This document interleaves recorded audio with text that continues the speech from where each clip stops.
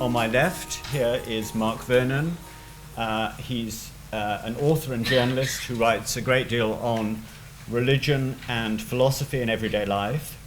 His latest book, I think, is How to Believe, a book about Carl Jung. Richard Sorabji is Emeritus Professor of Ancient Philosophy at King's College London.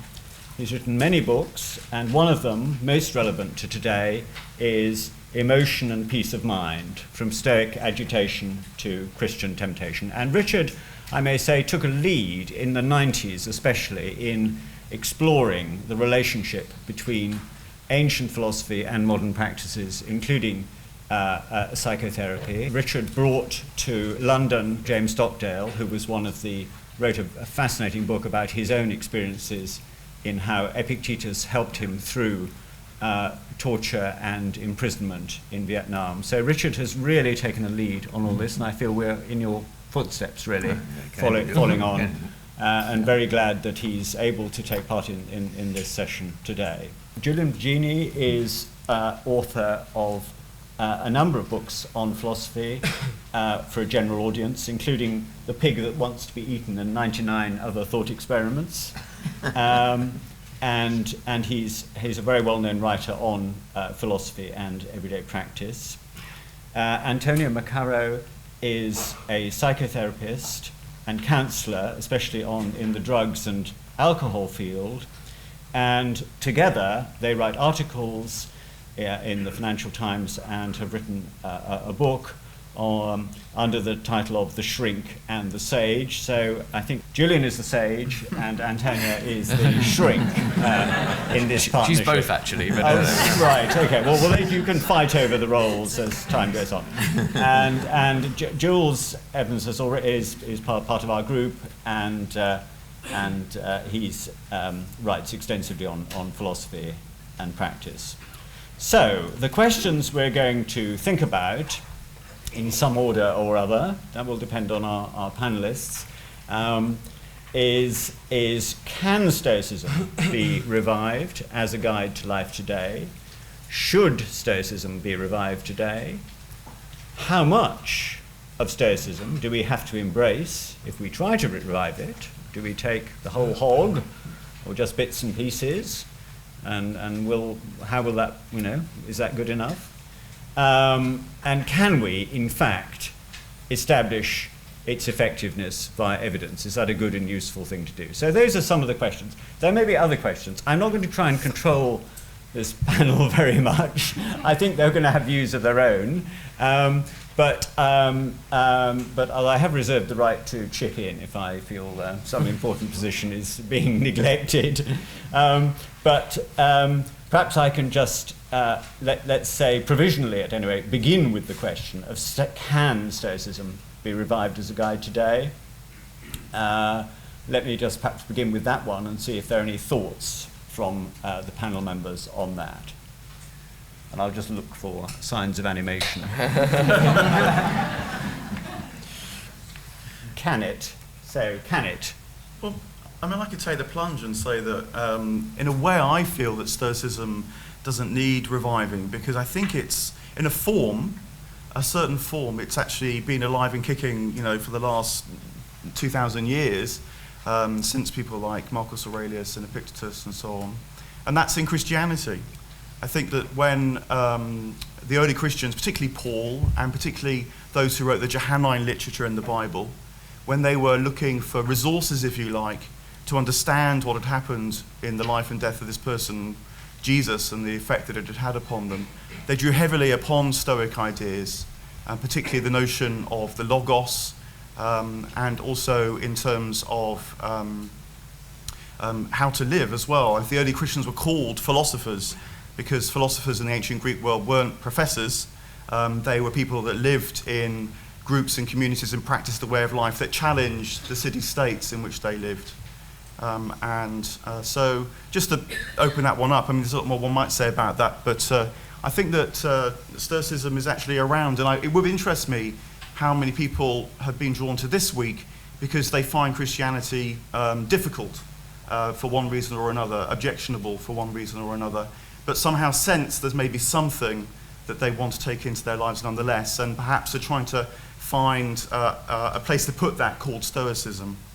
Yeah, I think that's an interesting position. I think there are obviously kind of quite big differences between Stoicism and Christianity, as we're going to explore in our workshop. But I mean, one of the things which I think attracts me about Stoicism is that it's a philosophy that people can use in their lives, a philosophy of the good life, which people can obviously find useful whether they believe in God or not, or if they're not sure. So even within our team, and I know within the wider community of people who are interested in Stoicism, you've got lots of different positions, from people who are definitely sure there isn't a God, to people who, open-minded about it, to people who maybe do believe in God. And so what I like about it is it's a meeting ground for people. Even, it gives you an opportunity to live a good life, even if you're not entirely sure what's out there.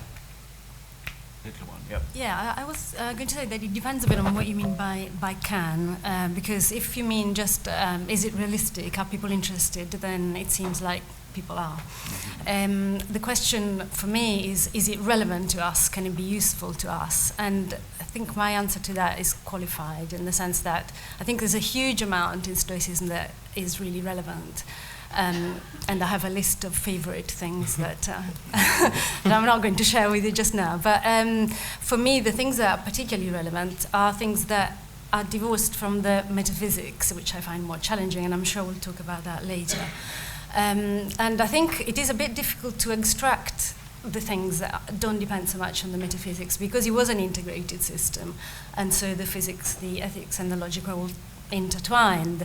But for me, it's worth doing. It's worth trying to extract the things that can be of use and interest to us.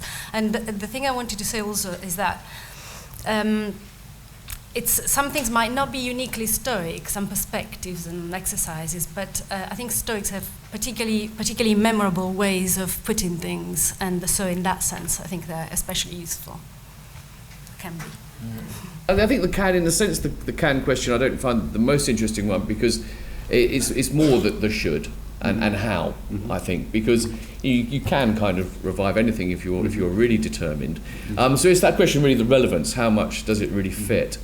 And I suppose the question mark I have is that when people talk about all the good things in Stoicism, they generally point to things which are genuinely good things in Stoicism.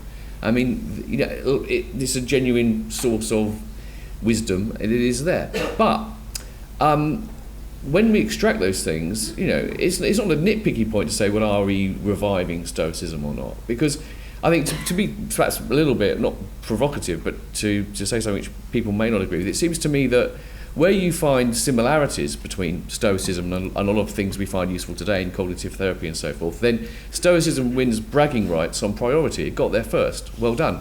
But when you look about what is the most useful version of that, I don't think you often find that the answer's in Stoicism. So to give a broad example, the very general idea that our thoughts, our beliefs inform our emotions is one that people, it's been identified already this morning as a key thing. True, Stoics got there first, well done, let's give them credit for that.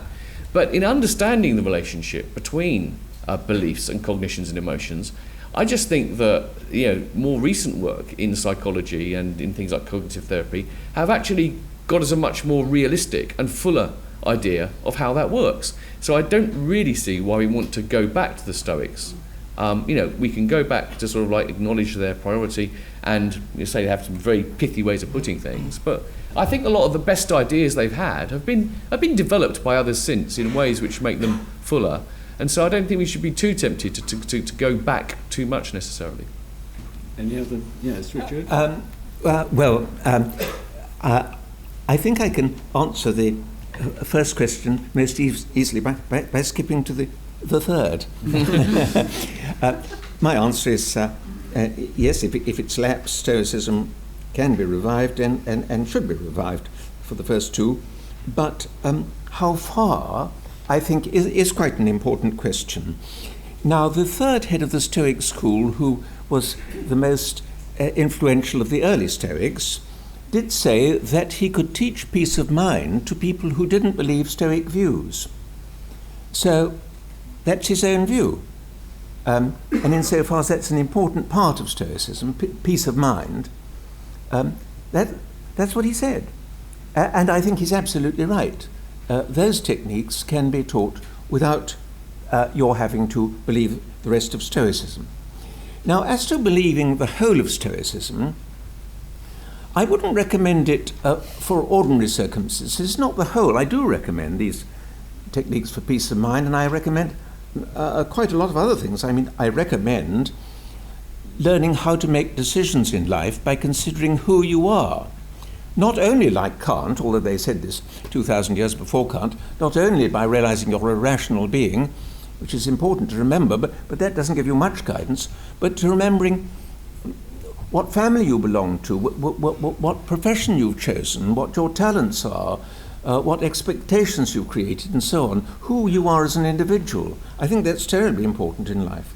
But there are some things I rather regret in Stoicism, although I think they're also sometimes valuable. I'll give you an example. Mahatma Gandhi shared the Stoic view that very few things in life, in the end, really matter tremendously.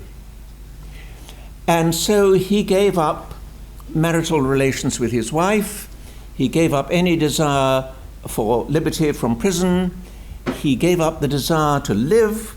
He didn't mind whether he lived or died. He hoped he'd have an effect. He didn't want to die pointlessly, but he wasn't afraid of dying. And that was necessary in that situation. In order to get rid of colonial power, fortunately a situation we're lucky enough not to live in, but in that situation, it was only a person who had decided that really these things don't matter, who could withstand the pressures. And the result was that when the Viceroy had Gandhi put in prison, who was afraid? The Viceroy. He was terrified. If Gandhi died in prison, India would become ungovernable. Gandhi wasn't put out in the least. He read his only Stoicism in prison, actually. But I wouldn't like us unnecessarily to decide that only one or two things matter, like character. He agreed with them on that. Character's one of the things that matter. I wouldn't like that for ordinary things. So it's actually much better for ordinary life if we think it matters whether our son or daughter wins at football tomorrow. Of course, it seems trivial in one perspective, but actually, the reason why life is difficult in our happy circumstances is that there are hundreds of things that matter. But if you are freeing your country from colonial power, it's effective to think that only one or two things matter. And that produces a saint. Gandhi was a saint. But you don't want too many saints in a country. You don't want too many people who've neglected their families in order to love the whole of mankind. Mm-hmm. There's just one other example I'll give, I think, and that is bereavement. The Stoics did think that if you accepted all their views, you could deal with even something like bereavement. Now, I'm quite sure I couldn't deal with bereavement. I've had a very lucky life so far. But the recipe as I see it, I'm sure Christopher will disagree with me, and so will others. The recipe as I see it involves spending your life being a little bit too detached from your family and your loved ones. Well, I don't think the game's worth the candle. It's better to be absolutely shattered if you're bereaved, but I think it might be effective. If you follow their recipe, you would live a rather detached life with your family, but you probably would be immune, if you did it properly, to being distressed by bereavement. What I really like, and it's so easy to do, is these very quick, a few second things. When something rather nasty seems to have happened, it's usually because it's only unexpected rather than that it's nasty, immediately, within less than a second, you've already asked yourself, yes, but does this really matter? Or is this even possibly an advantage? Or generate, is it neutral? That kind of technique, it costs nothing, it doesn't take as much as 1 second. It's a habit which is incredibly useful, makes the difference between some little incident spoiling the whole of your day and it being absolutely nothing at all. Or in making decisions of life, remembering who you are, also who you want to be. These are the things which have no cost. They don't require you to take this attitude that only one thing matters and so on, or that better be a bit detached from your wife because she's going to die, or your husband. No, they don't carry any cost. They can be done in a second and you don't pay a fee to anybody. And that's the Stoicism that I find extremely valuable. It can be revived if it's perished, and it should be revived. Okay, good. I think Julian raised a good question. If CBT has developed some of these ideas, some of these techniques from Stoicism, why do we need to go back to ancient philosophy? We've got now this evidence-based, short-term therapy, which seems to work very well. Mm-hmm. And I would give 3 answers to that, which I've thought about exactly the same question. First of all, the ancient Greeks and Romans wrote very beautifully. I've read a lot of CBT books. None of them write as well as Seneca or Marcus Aurelius or Epictetus. And beauty is persuasive. It sinks these ideas into the soul. Secondly, CBT took some ideas, some techniques, and turned it into this evidence-based scientific therapy. But in that transformation, they left a lot of important stuff out. First of all, they left out any idea about virtue, about the good life. Using these, what's the end that you're using these techniques for? Any ideas about the good society, about your relationship to the cosmos. And you can see why they wanted to leave that out, because they were trying to create a scientific therapy for the NHS. If you go to an NHS therapist with depression, you don't want them to say to you, all you need to do is abandon all possessions and worship the divine logos, because it wouldn't be appropriate. Nonetheless, after your 6 weeks of therapy, you might then ask, well, what's the point of it all? What's the meaning of life? What does it mean to have a good life? Now that I've got out of this pit of depression, where do I go from here? Stoicism has some good answers to that, but we reach at that point the limits of the empirical method, because it's quite difficult to measure and prove what the meaning of life is. So that's why I think it's useful to reattach some of these psychological techniques to ethics. And I don't think you could then prove one of these answers. I think that's why it's useful. We may decide that the Stoic goal isn't the right goal for us. We might decide we're Epicurean, Aristotelian, Buddhist, or something of our own devising. But it's useful to kind of ask these questions for ourselves and see that these aren't just short-term techniques, but these were originally things to use as a way of life. Any responses to that, Antonia? I wanted to respond to both things. So I'll start just Okay. adding to what Richard was saying Right. about the danger of taking on too much Stoicism, because I think definitely there is a danger. So I think people could read, in particular Epictetus is quite radical, and people could read Epictetus and be seduced by this idea of being self-sufficient, almost invulnerable. And that could lead them to detach from people, reject their emotions, and so on. And you could say that Stoicism in general, or other Stoic writers, have more subtle views on this. But there are certainly these very drastic, radical views, and someone could be seduced by them and, as I say, be led to live in a way that isn't particularly wise. And I think, even stronger than that, it could actually reinforce some pathologies. You could imagine that someone has problems making relationships with people, and taking on Stoicism could be a way of not having to deal with these things, of kind of supporting difficulties that they have without dealing with them. So I think definitely there's a danger of too much Stoicism. Did you want to say something? So I think Anyone Richard- want to come in on that particular point before you go on? If not, I will come. Well, I mean, it's paradoxical to hear the Stoics being described as people who don't think relationships matters, because in the ancient world, they were, of course, famous for engaging in family life, engaging in communities. It was they who urged engagement, as opposed to the Epicureans, who were much more accused of not doing that. I don't see myself any contradiction between a philosophy that urges you to be fully ethically and, in a sense, emotionally engaged with other people, and indeed to do everything in your power to help them, to prolong their life, to give them health and happiness and so on, and to recognize that, as a matter of fact, we all die. We are mortal. It's part of nature. These are beliefs. And that I will die. Everyone in this room will die. And that is the case. And when these deaths occur, as they inevitably do, at one point or another, that we should be aware of this, and that we should, when it happens, we should realize that it's, as it were, not the worst thing in the world. And that death does not devalue the life of the person who's died, nor does it devalue your life. There's still an ethical project that you can engage in, and actually one of the most valuable things you can do, I would say, speaking partly from my own experience, is to try and embody some of the values and principles of the person you've lost, and to build those into your own life.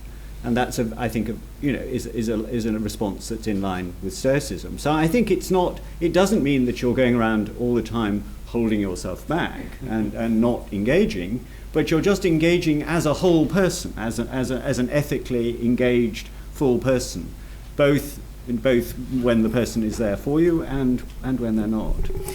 Well, I wasn't expecting to come here to speak against Stoicism. I'm tremendously for it. My qualification might be this. You're taught, and for very good reasons, I understand the reasons, you're taught that what really matters about your wife, I say your wife because I happen to be male, or your husband, is their character. That's the thing that really matters. Now, if your wife's lost her necklace, well, the necklace is neither here nor there. Same with your son, if he loses disastrously at football and is kicked out of the first team or something, well, that's trivial. That's trivial. What matters is his character, and there are one or two things that matters: rationality, character. These are the things that really matter. If you bear that in mind, you'll be a much better family man. I see the point of this. You'll be a much better family man because you'll never be subject to jealousy. Anything that might make you jealous would be one of the things which you realise isn't in the end terribly important in life, because it's your character, it's their character, that's the one thing that matters. Well, it's very admirable, but it's not the bit of Stoicism I want. I'd rather most people thought their sons winning at football did matter, or their wife losing their necklace did matter. Of course, I understand why, in a way, it's trivial, but you ought to treat it, you ought to think that it matters. Well, I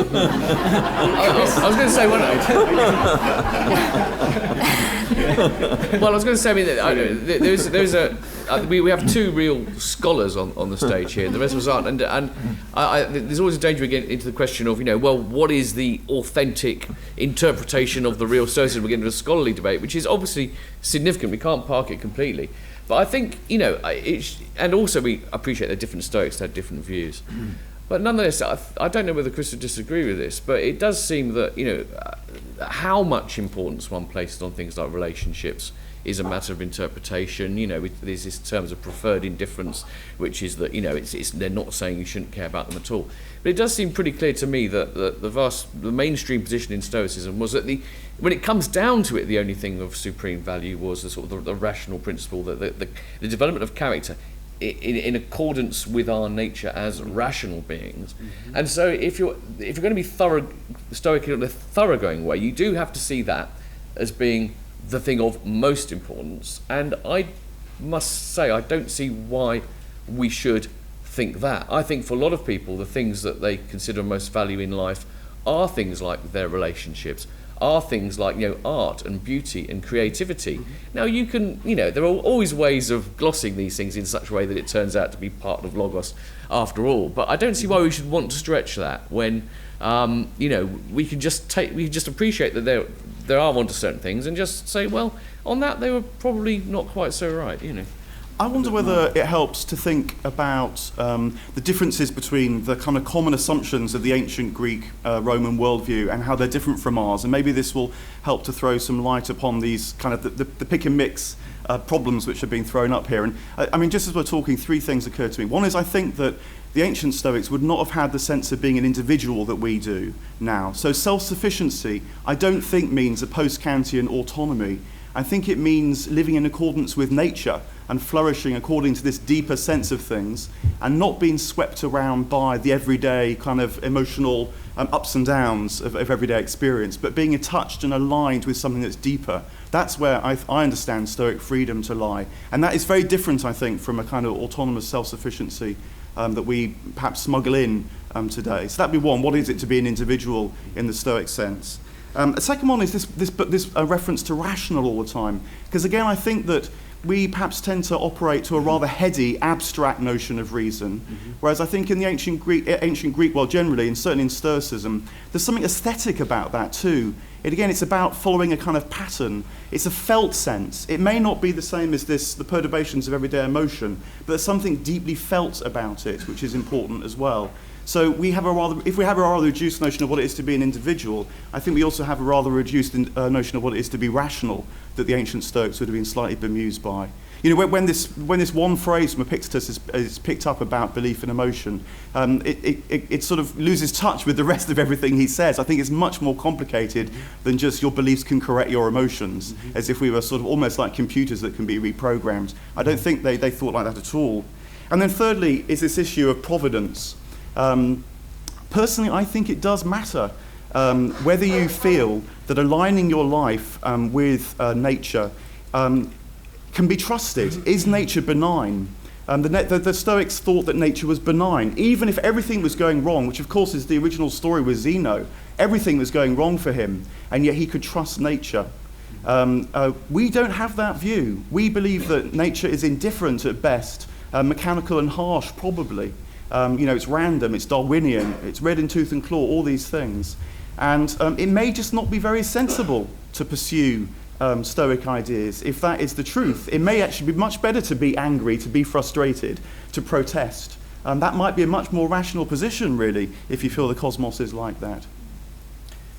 I mean, on this idea of whether you have to be a fully kind of paid up Stoic or how much is useful, I mean, in my own story, like Stoicism was enormously helpful to me in my kind of early 20s. I had social anxiety and post-traumatic stress disorder and various kind of different problems like that. And I had a kind of brief course of CBT and then went, on to explore ancient philosophy and try, and read a lot of Epictetus, which I found incredibly useful. So it helped me not to focus too much on the past. It helped me to realize that often it was my own thoughts which were causing me suffering. I was just, beating myself up essentially. And it helped me, to think about not being too reliant on the approval of other people, which was a great assistance when you were all voting on which workshop you should go to, for example. So when I was, that was quite surreal, a Stoic X factor, I thought. None of us cared that much. But so when I was about 25, 26, I was a fully kind of capital S paid up Stoic, and was very interested in the Stoic community and helped to organize a gathering of Stoics in San Diego, Sun Surf and Stoicism in 2010. I even got a Stoic tattoo, which if you come to my workshop, I'll show you. But I mean, and after a few years, nonetheless, when I got through that crisis, I decided that perhaps I wasn't a fully paid up Stoic. I should have probably thought of this before getting the tattoo. But I still kind of, so I actually kind of wanted something. I guess I was hungry for more community. I always believed in God, and I guess I kind of thought there isn't at the moment enough kind of a Stoic community to feed that desire to kind of worship God with other people and that desire for community. But maybe that's changing. Seeing 200 of you here, maybe there is a beginning of a Stoic community.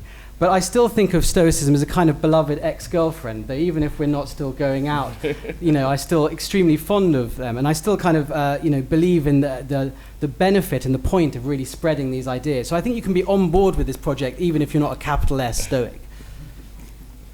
Antonia? No. So Richard was Richard. Sorry. Change the subject. Okay. I think we shouldn't neglect an earlier remark, but let me postpone it. That modern psychotherapy has found out so much more than the Stoics. With certain qualifications, what I've learnt from cognitive therapy doesn't fit with that. But I shouldn't interrupt this discussion. Let's come back to that. Yeah. Okay, I just wanted to say something about things that we should take with a pinch of salt. I mean, some things are more obvious, like the fact that the world, as far as we know, the world is not providentially organized and so on. But there are a couple of things that I think we can accept with a pinch of salt. For example, the idea that our judgments and choices are up to us. I think especially Epictetus, is very keen to stress that that is completely up to us, and that's the only thing that is up to us. And I just wanted to say that that's really not straightforward, in the sense that I think we now know from psychology and research that their judgments and choices are only up to us to some extent. So, for example, a lot of our functioning is unconscious, and not in a Freudian sense, but just generally, lots of the things, or the springs of action are not really open to us. And we are subject to lots of biases and environmental influences that we're not aware of. Of course, we can become aware of them up to a point, and we can challenge them up to a point, but it is up to a point. So I think that's one thing. When we read the Stoics, we might get some kind of unrealistic idea that these things are more changeable or more up to us than they are. And the same thing about changing our emotions by changing our beliefs. Again, it's up to a point we can do that. Maybe, yes. But, yeah, I mean, we also know that emotions are resistant to rational input. I think it just is a question of adding that pinch of salt to what the Stoics say, I think. Anyone want to respond? Yes, on that particular point. Well, maybe actually, because I think it's picking up on Richard's point and Jules' point. Just moving on slightly, so I'll wait off. Okay, Edward, respond on that particular point. If not, I have something to say. I have something to say on that particular point. I had the privilege of talking, and now I'm forgetting names, talking with the cognitive therapist who's now got the chair of psychology in Oxford, David Clark. Thank you very much. I introduced him to Admiral Stockdale and got him to evaluate what Stockdale was saying, and discussed with him. And if we take cognitive in a very narrow sense, the picture I got from David Clark was that it was extremely difficult to find anything that was purely cognitive that the Stoics hadn't invented. Now, of course, I believe, but please correct me, because I may be quite wrong, but I believe that modern cognitive therapy is concerned with behavior very much equally, and these two are mixed up, and that makes a big difference, of course. Whereas the Stoics were really very purely cognitive in their therapy. The only example I've noticed in the whole of ancient philosophy of something that was purely behavioral and not cognitive was, it was said of Socrates that when he thought he might be getting too angry in discussion, he would put a smile on his face, he would slow down his gait if he was walking, and that sort of change of behavior had neurological effects, I think, which prevented him getting angry. It's the only case I've seen. With the Stoics, it was all cognitive. So if we stick to what's absolutely strictly cognitive, which modern therapy doesn't do, I believe, then I think it is actually very hard to find things.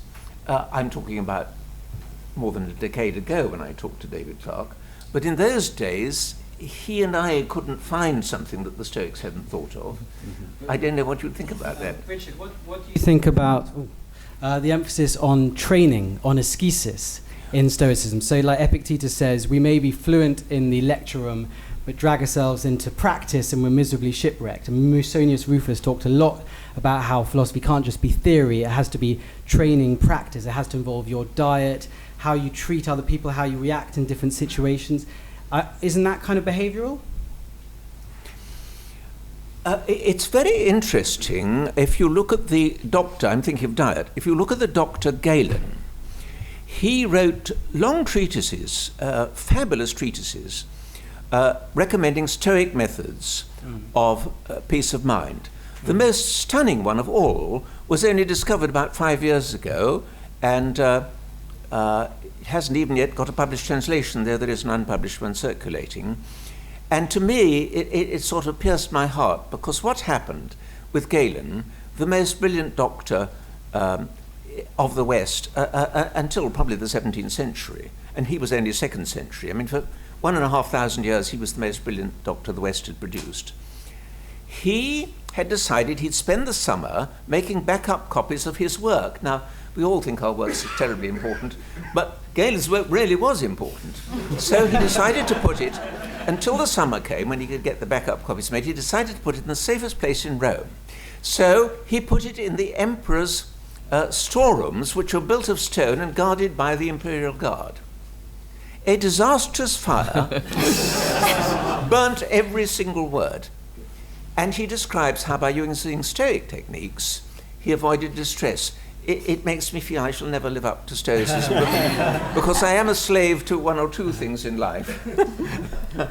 Now, backup copies is one of them.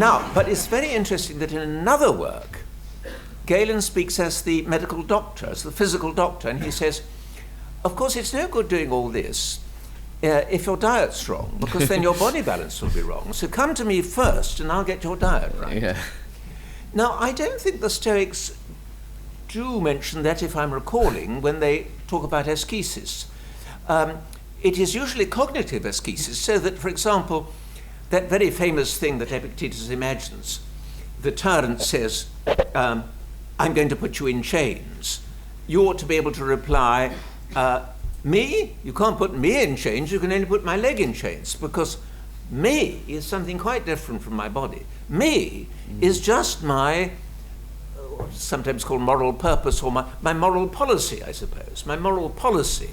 That's what I am. He's narrowed himself down to something that the tyrant can't touch. I think this is the form that the practice, the exercises, often take rather than the diet. I think Musonius Rufus wrote about diets. He famously banned all cookbooks from the philosophy household. But but was that because they encouraged luxury? Luxury. Yes. Well, but then I think there was a sort of cognitive idea in there, centrally, that and you Seneca shouldn't had set your cold heart baths on pleasures because those don't really matter in the end. I mean, luxurious pleasures. Okay. Yeah. Can I add something about the CBT element we've been talking about as well? Because there's a very interesting, I think, shift going on. I'd say it's a shift, a sort of development in the CBT world. And I think you see it in a couple of ways. One is the ongoing discussion now between CBT and mindfulness. And I'll be sad not to come to the mindfulness workshop this afternoon, actually, to see how that was being done. Because broadly speaking, I think that CBT is increasingly actually being shown to have this limited usefulness, much perhaps as Jules has outlined, but that in the long term, it needs to be embedded, I think, in something more than just CBT offers itself. The biggest study of this is the situation in Sweden, where a lot of money was diverted to CBT, and then over a 10-year study it proved to actually cost more to sort of pick up the pieces when people were left only with CBT. It's not to say that CBT isn't of some use, but it's of limited use. And I think that the broad difference between CBT and the mindfulness which is emerging is that, and again this is a bit shorthand, so forgive me, but if CBT, the risk with CBT is it sets up internal conflicts between what you're feeling and what you feel you ought to believe.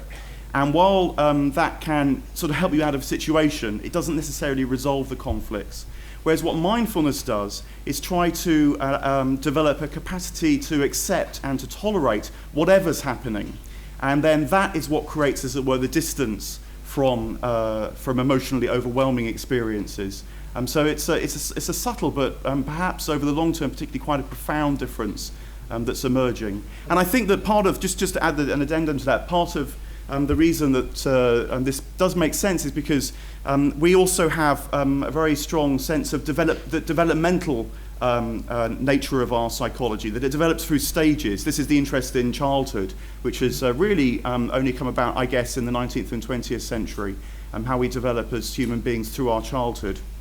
And the idea would be is that if development at an early stage isn't good enough, isn't sort of doesn't provide, as it were, the ground of your being, then things like, for example, this cognitive distancing, which was mentioned earlier on, just in many people or some people just isn't possible because that developmental stage hasn't been complete. And so hence, things like psychotherapy and so on, longer term therapies, try and address that developmental sort of deficiency, you might say. Two very quick things. The Swedish thing was a welfare to work program, their CBT thing. So it was CBT to help people in unemployment back to work. And what they found was it didn't actually help significantly people back to work. So it wasn't really a test of its therapeutic efficacy, whether it made them feel better. But it's a good point about this idea of stages of development and that kind of more psychoanalytic, like Winnicott type thing. Martha Nussbaum has tried to incorporate that into a kind of neo-Stoic thing. So she's attached to this Stoic idea of oikeiosis, the idea of developing our attachments, broadening our attachments. So there is a way to combine that with a kind of more CBT thing. Well, I wanted to pick up, if I could, the point about what the therapy and the, we're mentioning CBT, but it is only, of course, the most prominent one, but what a lot of common forms of therapy leave out, which Stoicism might help to add to, which is coming back to what Jules said earlier. And these are ideas, of virtue, the good life, and so forth. Now, I've just got 2 points about that, which are different but equally important. One is that, on the one hand, it's not necessarily a problem they leave them out. I mean, sometimes people go to see therapists because they have a very specific problem in their lives. They get anxiety or something, and, they need help with it. Now, if a therapy can do that, then I'm happy for it to do so, and it doesn't have to go into a big discussion about the ultimate ends of that person's life, or virtue, or meaning. Now, some people are sceptical that CBT can do that, but if it can, then there's no reason why it shouldn't, and it's not a failing of it. It doesn't address broader issues. But the other point is, to the extent that, of course, it is good to consider other issues around virtue and character in the good life, fine, but maybe that's not the role of therapy. And if it is the role of therapy, it's if we're going to sort of like then move to philosophy, then I don't see any particular reason to make Stoicism the bedrock of that. I mean, when Jules was describing his 3 reasons why it was good to have Stoicism, what he said actually didn't really apply specifically to Stoicism. Any kind of meaningful engagement with philosophy, and ancient philosophy has to be said is very good for this. A lot of the good, I mean, I'm a big fan of Aristotle, a lot of the really big questions about meaning and value and purpose in life, ancient philosophy is a great source. I really don't see why we would particularly want to light upon Stoicism, although we'd appreciate it's a very, very good source of material.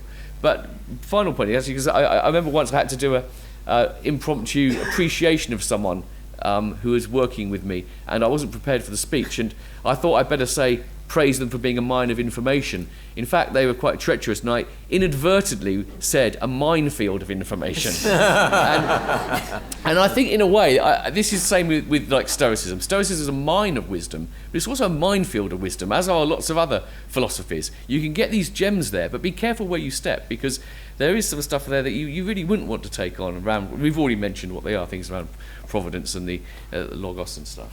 I got a couple of comments. One on that. In one way, I'm very much in favour of the Stoic emphasis on virtue, because I think it is terribly good to always be ready to ask yourself, what sort of person do you want to be? But I think it's best as a secondary motive. I think it's best to do things for other people because they're in trouble or they're in need. That's really the best motive. Now, sometimes, because the people are so extremely disagreeable and it's so very inconvenient for you, you've got no other motive left except what sort of person you want to be. So it's a very good fallback motive and a very important one. But I think it's rather a pity if it's the first motive, because then you get this result that provided you have, as the estate owner, given Christmas parcels to all your peasants, the mere fact they got infected by rat poison and they all died through no fault of yours doesn't really matter, because the important thing after all was that your character came out right, and if they died bravely, their character came out all right. So, I mean, the emphasis can get a bit much. The other thing I was going to say, if I may, was something that David Clarke put to me, which surprised me greatly, but it was very interesting. He was quite open about it. He said that of the 2 great eating disorders, bulimia and what's the other one? Anorexia. 15 years ago, cognitive therapy had tremendous success with one and 0 success with the other, which is quite interesting, and he had no explanation at the time. That was going back to the other question about... Yes. Anyone want to come in on any of those points? There's a good point, and I think because David Clarke, who you mentioned, has pioneered the CBT in the NHS, this huge expansion of CBT in the NHS, training 6,000 new therapists. So you can all now go and get free CBT and other therapies on the NHS. You don't need a referral, by the way. So this raises the question of what should be the proper government's role in disseminating some of these ideas, whether we call it CBT or Stoicism light or things like that. And I think I agree with Julian that in the NHS, you don't need to have these ideas about the meaning of life, or maybe even vice and virtue. You just want that kind of short-term assistance to get you out of the hole. But what about if you're teaching these ideas in schools? Because, you know, there's been some interest in teaching kind of CBT ideas in schools to try and teach character, to teach flourishing, to teach virtue. Usually just from a psychological thing. So Julian and I have both written about this kind of field, positive psychology, where there can be a risk that it's kind of over empirical, claiming we have proven what the flourishing life is. And I think Tim also will talk about that this afternoon. And I think when you're kind of trying to teach flourishing and the good life, you shouldn't just, to young people or in adult education, you shouldn't just teach one ethics. You shouldn't just teach Stoicism, in my opinion. You should teach, you know, various different ones and enable a kind of discussion so people can consider for themselves their own idea of flourishing. Can I just add something to the CBT issue? Because I think, of course, there are big similarities, and they have been mentioned. There's been quite a lot of influence on the founders of CBT and RABT from Stoicism. But I just wanted to say that particular quotation, the Epictetus one, that it's not the thing themselves that disturb us, it's our judgments of those things. It is a great quotation, but it is very general, and I think it could be consistent with different recipes, if you want to say that, for the good life, or what to do about one's problems. And so I think that can obscure the differences between CBT and Stoicism. Not that, I'm sure that nobody's equating the two, but they are kind of running together a little bit. And I mean, there are huge differences. Well, first of all, CBT is a targeted intervention for particular kinds of distress. And clients usually can choose the beliefs that they're going to work on, the ones that are more problematic for them, the ones that they cause distress or interfere with functioning, and things like that. So they don't have to, they can choose that with their therapist. They don't have to completely overhaul their value system. Whereas if you're a proper Stoic, if you're a traditional Stoic, you are supposed to overhaul your value system. And you can't choose what beliefs you're going to work on. It's part of the dogma you've got to take on board. So you're told what beliefs to work on, and it is almost all of them. So it is a very, very radical transformation if you want to be a proper Stoic. So it's not very client-centered in that way. So I think I think it's good to bear in mind the differences. Yes, of course there is an overlap, but yeah, let's remember that there are also huge differences. I wonder whether we need to be a bit bolder with our Stoicism. I mean, we're all sort of standing back and saying, oh, you know, we don't want the worldview of the Stoics, but maybe it's our worldview that's causing a lot of these problems. And perhaps challenging that might be part of what Stoicism could bring, in fact. You know, the blind, consumption-driven, meaningless universe that we little atomized individuals struggle to make some sense of. And maybe we need to address that problem, actually, and not just sort of for fear of causing offence or whatever it might be, step back from the Stoic challenge to shift your worldview, which was the ultimate aim for sure. But you can do that with there are many challenges to that worldview we don't like. Stoicism is just one. I'm not sure why we'd think it was the strongest. And the thing about the materialism, people always talk about we live in this world in which everyone's so materialistic and all that stuff. If you talk to a room full of people about that, the one thing you can guarantee is that everyone will nod their head. No one sticks their hand up and goes, oh no, I'm in favour of this materialist striving and everything. So in a sense, it's one of those things. Everyone's against it, but everyone thinks the rest of the world is following it. Yeah, Stoicism, I think, has something to say to that, which is about how you deeply perceive things. Everyone might go, materialism is wrong, and then we trot off to the shops this afternoon. The point is to try and develop a real shift in perception. It's an attentive issue as much as anything, and that's in a way what the richer and for me much more exciting actually program about Stoicism and others, all the ancient schools I think trying to were thinking about worldviews too. Well, I'm not personally a kind of capital S Stoic, because I think there are some things it misses out, and I'm more interested in Christianity. But I know that some people in the project and some people in the room are very committed to Stoicism and consider themselves capital S Stoics, and that's their philosophy that they try to live by. I admire that. So, I can only speak for myself. Can I just sort of perhaps suggest a little small turn? Because one of the questions on your list which we haven't got to is about the evidence one. Yes, okay. And I think that's quite interesting because it relates to the real question of what is it exactly we've got here in front of us. Now, if you say what's the evidence for it, well, if you assume it's a kind of a therapy in the contemporary sense, then the evidence you're looking for is that it's going to improve your measures of subjective well-being and so forth, right? That kind of thing. That would be the evidence for it. If you thought it was a cosmological theory, of course, that would be absolutely irrelevant. You might have completely the wrong sort of cosmology and metaphysics and feel better as a result of it.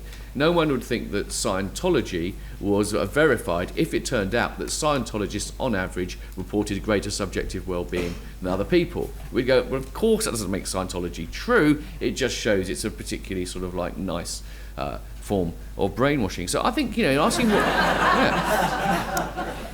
pleasant, nice to be brainwashed sometimes, like the foam bath of brainwashing. But anyway, so what evidence, what kind of evidence we're looking for depends on the thing. Now, I kind of think that with Stoicism, I know that people will say, and there is indeed long been a therapeutic part of it. It was always meant to, in some way, meant to make you feel better. But I think we've got to get the priority right. It was meant to make us feel better because it was true, because living in that way put us in accordance with our nature, with the way the universe is.